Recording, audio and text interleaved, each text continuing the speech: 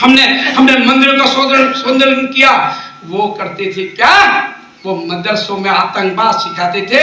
हम करते हैं क्या? हम मंदिरों में संस्कार सिखाते हैं। ये फर्क है मेरे में। तो आपको सोचना होगा। एक तरफ इंडी की सरकार है, घमंडियों की सरकार है, आतंकियों की सरकार थी। एक बार इंडी के नाम से गठबंधन बनाया कांग्रेस ने। कांग्रेस हो, सपा हो, ममता हो, ये घमंडियों का गठबंधन है। नरेंद्र मोदी देश के तीसरी बार प्रधानमंत्री बनने जा रहे हैं। व्यापारी ने मतलब पूरा प्रदेश का, उत्तर प्रदेश का दौरा करके आज बुलंदशहर आया।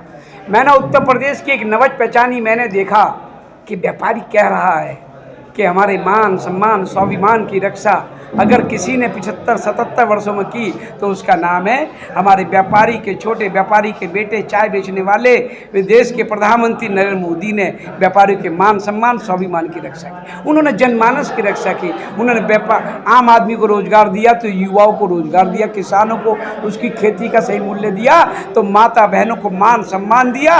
और लघु उद्यमी और उद्यमी जो आज देश और विदेश का उद्योगपति उत्तर प्रदेश में व्यापार उद्योग डालने को ललायित है। 2017 से पहले उत्तर प्रदेश में टाटा, बिरला, अंबानी जैसे उद्योगपति देश विदेश के उत्तर प्रदेश में पैर पसार के सोते नहीं थे। उत्तर प्रदेश में उद्योग और व्यापार डालने को कभी तैयार नहीं होते थे।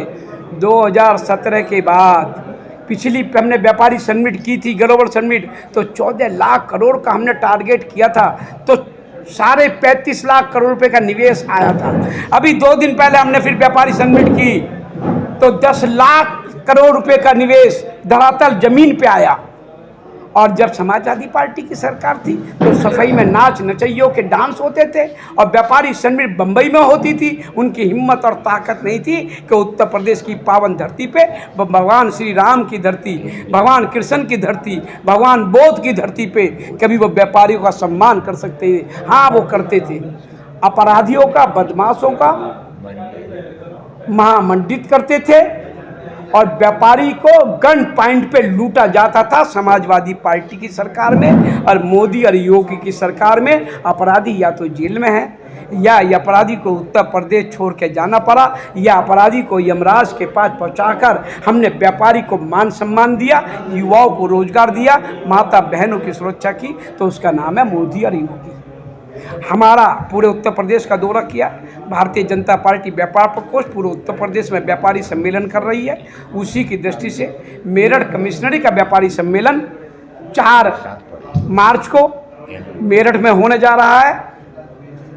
सुभारती यूनिवर्सिटी के परांगण में मंगलामय कन्वेंशन सेंटर में हजारों की संख्या में वहाँ व्यापारी सहभागिता करेंगे।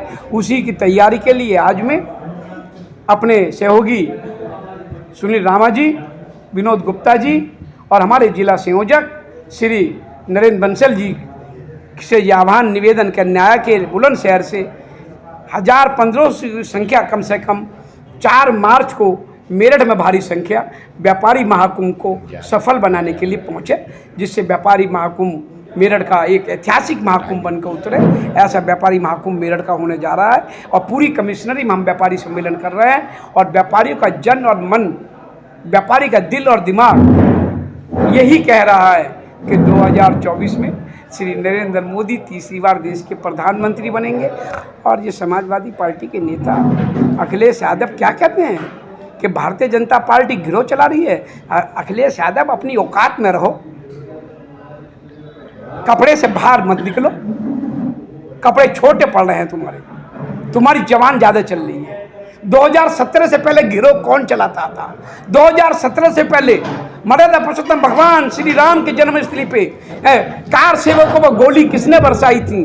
2017 से पहले माता बहनों के साथ बलात्कार की घटनाएं कहाँ होती थी? उत्तर प्रदेश में। 2017 से पहले उत्तर प्रदेश किसान आत्महत्या करता था।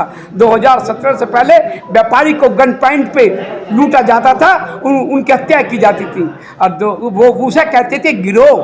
वो गिरोह था बदमाशों का, गुंडों का, जो अखिलेश यादव तुम और तुम्हारी पार्टी के नेता चलाते थे। और आज श्री राम की सेना है मोदी और योगी के रूप में। आज राम राज्य है और राम राज्य का मतलब हिंदू मुस्लिम नहीं होता। राम राज्य का मतलब होता है व्यापारी को रोजगार, युवाओं को काम, किसान को उसकी खेती का मूल्य, माता बहनों को सुरक्षा और सम्मान।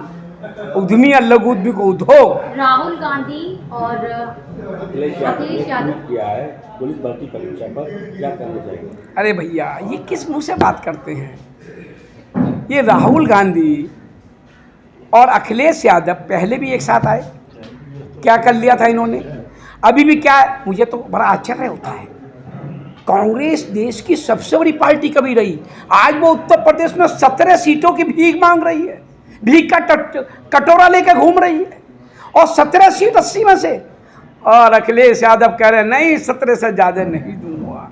वो तो जयंत चौधरी साहब को धन्यवाद देना चाहिए कांग्रेस को, कि जयंत चौधरी को समय रहते हुए जयंत चौधरी साहब को समझ में आया कि भारतीय जनता पार्टी से जाए तो इन्हें 17 मिल गए, नहीं तो 17 भी ना मिलती।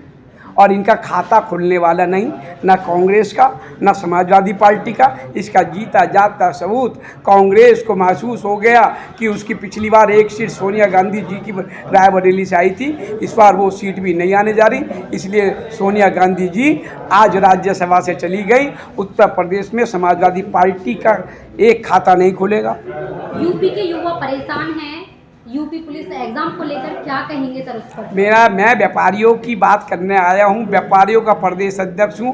पुलिस अगर कहीं सुरक्षित है तो भारतीय जनता पार्टी की सरकार में, समाजवादी पार्टी की सरकार में पुलिस को भी सरेआम गोली मारी जाती थी, पत्रकारों को गोली मारी जाती थी, व्यापारियों की हत्या होती थी, माता बहनों से बलात्कार होते थे, किसान आत्महत्या करता था।